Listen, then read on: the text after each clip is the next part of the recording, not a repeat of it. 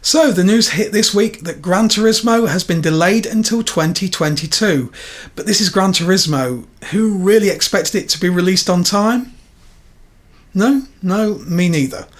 However, if you're a petrol head like me, don't worry, because if you're lucky enough to own a PlayStation 5, I've discovered something that will keep you busy until 2022.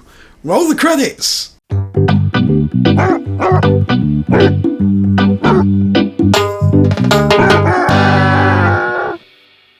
Welcome everybody to the Droopy Dog Gamer. I'm Leighton. If you like our content, please remember to hit like and subscribe. It really helps our little channel to grow. So yes, today we are in our brand new custom built studio for the Droopy Dog Gamer. Yeah, I've had splinters for the last few weeks building this place, and it's finally, I can't believe we're finally here, and it feels a lot more comfier than sort of having the stuff and the gadgets and gizmos everywhere. And it's just lovely to be in. So no backdrops today, no sort of fancy graphics. I thought just sit in the studio and make the video about the news this week that hit. Gran Turismo has been delayed until 2022. But like I said in the intro, in all honesty, it's Gran Turismo. Who expected any different at all? Every Gran Turismo in history has been delayed, I think, just about.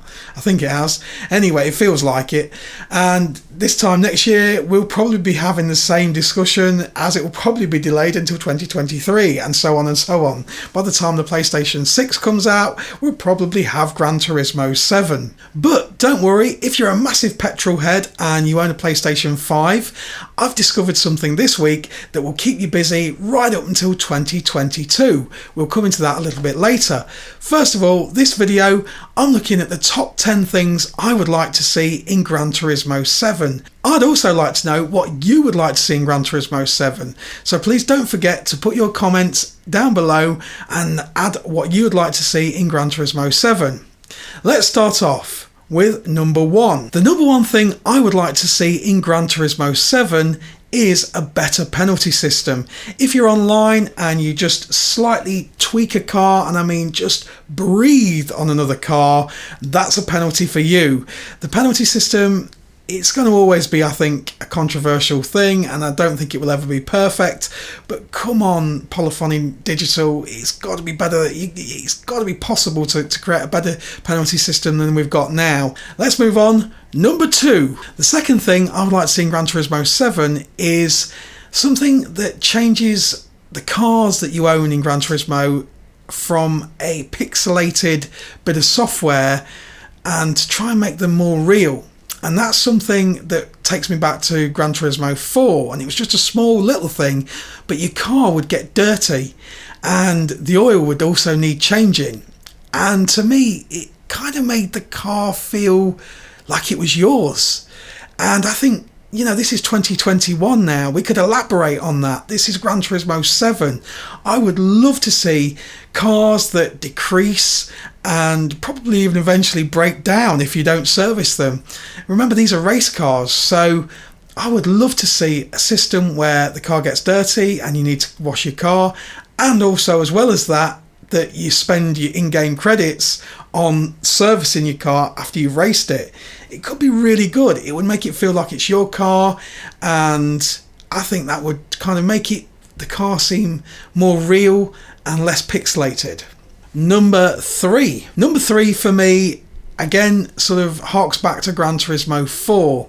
Obviously, Gran Turismo 4, there were about, I don't know, 500 or 600 cars in the game, 600-700 cars, it felt like that.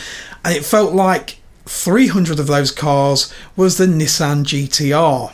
Yes, there were too many GTRs, but also there were too many cars that they were just gimmicks. You never ever used them. They were like little shopping carts with about 70 or 80 brake horsepower, and it was just boring. It took up space that you don't need, and for all that, creating sort of those cars, that could be another racing car. So I'd like to just see racing cars and track cars in Gran Turismo 7. No more shopping carts. Keep them at home. We don't want them. Number 4. So the fourth thing I'd like to see in Gran Turismo is just tarmac or asphalt. No rallying, no off-roading, just stick to what you're good at. The off-road and rallying in Gran Turismo is poor. The physics are poor. When you look at sort of Dirt Rally and sort of the specialist rallying games, they've cracked the physics, and that's what they're good at. And, you know, save the rallying for those games. Let's not see Gran Turismo try to be the jack of all trades. It's really good at tarmac and asphalt, and that's what I think it should stick to. I'd rather see the resources of the game ploughed into another couple of tracks that are sort of proper asphalt or tarmac tracks, and leave the rallying alone. Number 5. This, I think, is one of the big things that Gran Turismo used to be really cool for, and it's kind of just missing, and I think part of the game is missing because of it, is removable parts. I know it's probably difficult with licensed cars, but removable parts, again, we go back to sort of earlier on where I said it makes the car feel like your own individual car. And the important thing is removable parts with consequences. So in real life, if you got a giant turbo and stuck it on a front wheel drive car, it would handle like rubbish. It would understeer all over the place, and it would just tear down the track, and you'd probably die on the first corner. I also would like to see proper cooling systems in cars. So if you just added a massive turbo but didn't look after your cooling system, after a couple of laps your car would overheat. I think it would bring definitely more depth to the game, and you could have fun experimenting. I'd definitely love to see that. Number 6. This is something I think that is long overdue in Gran Turismo, and it's the poorest part of the game. It's 2021, and sometimes I'm not a sociable person. Sometimes I just want to switch the game on, and I don't want to do a daily race, and I don't want to race against real people. I just want to race against the AI and have a race and be in my own little world. And the AI on Gran Turismo is abysmal. It's like sometimes it's like doing the conga. It's just like this endless train going around the track. It's barely changed since the whole series developed. The AI was always poor in Gran Turismo, and in 2021 it continues to be so. So please update the AI so they're at least usable. Number 7. This is just one of my personal bugbears, and you probably disagree with me, but I don't want to see any concept cars. What I'd like to see in Gran Turismo 7 is real cars and even more historical racing. I had no interest in the Red Bull when it first came out in Gran Turismo Sport or Gran Turismo 6. And it bored me, and it just made the game feel unrealistic. And also as well, the concept cars had no interiors, which I think kind of separated them, and it made it feel like it was an add-on in the game. You know, all the cars felt with their immaculate interiors, they're all perfectly copied, but you got these concept cars that you knew weren't real. They're almost something out of a space game, and it ruined it for me, and I almost find myself consciously avoiding them because I wanted to race within the dashcam mode and see the interior. So yeah, no concept cars, and let's have a few more historical cars. I think that'll be a lot more fun. Number 8. Number 8 for me is the daily races. When you put Gran Turismo Sport on and you've got 3 daily races, and you just sit there in between races. Sometimes you can be in a lobby and you pick up and you have a decent race, but you're automatically then kicked out of the lobby at the end of the race and you start all over again. Please Polyphony, increase the daily races and it gives a bit of variety. I know that sort of just 3 races keeps the servers full, but surely we could extend it to 4 or 5 with less time in between, and then you just feel like you've got a bit more variety. Number 9. Do you remember Test Drive Unlimited? One of the coolest things I remember when I first saw that game on the Xbox 360 and the PlayStation 3 was when you could go into other people's garages and you could see their car collection. And can you imagine that if it was in Gran Turismo 7? So you've got your custom car, you've got your custom paint job, and you could also have a spec where you could sort of, or even pop the bonnet or the hood, and you could see what modifications have been done. I'm probably getting carried away, but at least like a spec sheet so you could see the modifications that people had made. And I think that would be awesome if you could have a home for your garage of cars. And can you imagine if you went online and just before a race, you could go into somebody else's garage, see what cars they've got and see what modifications they've done. I think that would be awesome. And again, I think it would bring a big part to the game. And that's what petrol heads love. In our dreams, we'd love to be able to go from garage to garage and all have a garage and collection of cars. It would be cool. Bring that feature into Gran Turismo 7. Number 10. So number 10 brings me right back to the start of the video. The 10th thing is the most important thing I would like to see in Gran Turismo 7 is better physics. Gran Turismo always used to be the daddy of simulations on console. It always had the most realistic physics. Over the last few years, other games like Project Cars 2 and Assetto Corsa have kind of tried to muscle in on the act, and the physics are definitely more realistic than Gran Turismo. So they are the top 10 things I would like to see in Gran Turismo 7. Please leave at the bottom in the comments section what you would like to see in the new Gran Turismo when it's released next year.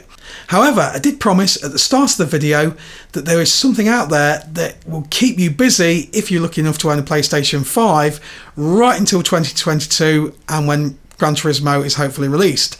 That is Assetto Corsa Competizione. The game on the PC was absolutely brilliant, but when it was first released on the consoles last year, to say it was not good was probably an understatement. Under the sort of creaky old hardware of the consoles, it was almost like it was struggling to keep up. The sort of sophistication of the physics, I'm not exactly sure what it was, but the frame rate really suffered and it was stuttery, and at times it was almost like it was running a slideshow. I love my simulators, but I really didn't like and enjoy the experience of this game on the last generation of consoles. However, there's been an update for the PlayStation 5 and Competizione now runs a really buttery smooth 60 frames per second on the PlayStation 5. And the feeling is immense. It's totally different. You can sort of feel the sophistication of the physics, and I'm really enjoying and having a great time on this game at the moment. Sure, if you look at the graphics, it is not as pretty as Gran Turismo, and that is probably an understatement, but it does make up for it in other areas. And there's some of the areas that we've talked about earlier on in the video, such as the physics, and the AI on this game is absolutely brilliant. So if you want a single player career, you can have a full GT season or even multiple seasons, a full career mode on the game. Whoa, I nearly lost it there. Now, if the superior physics and the AI isn't enough to convince you, it's also got a heap load more download content since the game was originally released. So it now includes the full 2020 season of all the GT3 cars and all the GT4 cars. You can buy the whole season pass for $19.99 at the moment on the PlayStation Store. So obviously that's just the season pass, you've got to buy the game as well. But if you're waiting for Gran Turismo, this is definitely a great option to have a bash at, and you can find out what all the PC gamers have been getting excited about. So for a bit of fun, let's compare both games. Both games are running at 60 frames per second, but on my capture card they're only going to be running at 30 frames per second. But let's see them side by side. As I say, you're definitely going to notice that Gran Turismo is nowhere near as pretty as Assetto Corsa, but believe me, when you play in the game, that does make up for it in other areas. So here we are on the same car, the same track, but different games. We're in the GT3 Aston Martin on Laguna Seca. On the bottom right hand side you can see Gran Turismo, and on the top left we've got Assetto Corsa Competizione. And it's really cool. I like the cockpit on Assetto Corsa far more. You can see sort of the built-in reverse camera. The steering wheel is definitely sort of more detailed, but everything outside the car is far superior on Gran Turismo. And as you can see there, I slipped up on the Assetto Corsa and my tyres were still cold. So yeah, the physics on Assetto Corsa is definitely superior. and when now it's running at sort of 60 frames per second, it really does feel like a different game. It's absolutely brilliant. Is it worth the money?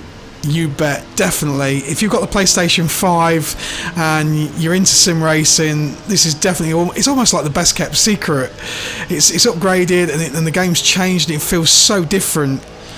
And Kunos, the people that develop Assetto Corsa, have barely mentioned that they've kind of done this upgrade for the PlayStation 5, and it's almost one of the best kept secrets on the PlayStation 5. If you're into sim racing, this game is definitely worth buying now on PlayStation 5. Kunos have said that there will be a special PlayStation 5 edition. Whether you'll have to buy it or whether it'll be a free upgrade, we're not sure, but this version is definitely worth looking at, definitely worth picking up. Really hope you've enjoyed the video today. If you love our content, please remember to hit like and subscribe. It really helps for our little fledgling brand new channel to grow. And the more it grows, the more I'm going to invest into the channel. And please as well, leave in the comments what you want to see in future. This is your channel and I want to sort of cover the games that you enjoy playing. Until next time, we'll see you on the Droopy Dog Gamer.